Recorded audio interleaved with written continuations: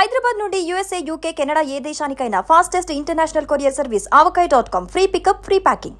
దేశ రాజకీయాల్లో ఇప్పుడు సంచలనంగా మారిన అంశం ఉపరాష్ట్రపతి జగదీప్ ధన్కడ్ రాజీనామా ఉదంతం. అసలు ఆయన రాజీనామా ఎందుకు చేశారు అనే అంశం పైన రకరకాల కథనాలు వస్తున్నాయి, రకరకాల అభిప్రాయాలు కూడా వ్యక్తం అవుతున్నాయి.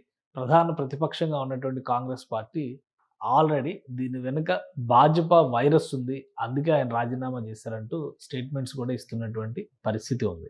అయితే రాజీనామా తర్వాత పరిణామాలను ఒకసారి మనం విశ్లేషించేటువంటి ప్రయత్నం చేద్దాం. బీహార్లో ఎన్నికలు జరగబోతున్నాయి ఈ సంవత్సరాంతంలో, అంటే నవంబర్ డిసెంబర్ నెలల్లో బీహార్ ఎన్నికలు అనివార్యంగా జరపాల్సినటువంటి పరిస్థితి ఉంది. ఈ ఎన్నికలకి సంబంధించి బీజేపీ, జేడీయూ, ప్రస్తుతం జేడీయూ నేత నితీష్ కుమార్ ముఖ్యమంత్రిగా బీహార్కి నేతృత్వం వహిస్తున్నారు. సుదీర్ఘకాలం ముఖ్యమంత్రిగా బాధ్యతలు అందించినటువంటి నేతగా నితీష్ కుమార్కి ఒక రికార్డు ఉంది.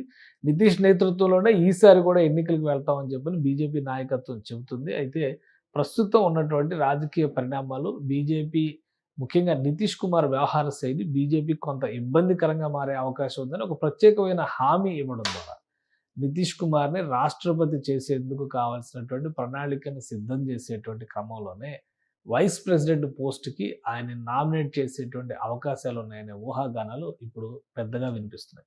దీనికి ప్రధానమైన కారణం ఏంటంటే, ఈ సాధారణంగా ఉపరాష్ట్రపతి పదవి ఖాళీ అయితే 2 నెలల్లో, అంటే 60 రోజుల్లో ఆ పదవిని భర్తీ చేయాల్సి ఉంటుంది. భర్తీ చేసే దిశగా చర్యలు తీసుకునేందుకు, క్లియరెన్స్ ఇచ్చేందుకు ఆయన రాజీనామా పత్రాన్ని ఇమ్మీడియట్గా ఆమోదిస్తున్నట్టుగా రాష్ట్రపతి కూడా ప్రకటించారు. సో ఈ రెండింటి పరిణామాల నేపథ్యంలో నితీష్ కుమార్ని ఉపరాష్ట్రపతిని చేయడం మొదటి అడుగు. రెండవ అడుగులో మళ్ళీ ఆయన రాష్ట్రపతి చేసేటువంటి ఆలోచన, హామీ భాజపా నాయకత్వం ఇచ్చిందా? అందుకు నితీష్ కుమార్ సరే అనడం వల్లనే జగదీప్ ధన్కడ్ అనివార్యంగా రాజీనామా చేయాల్సి వచ్చిందా?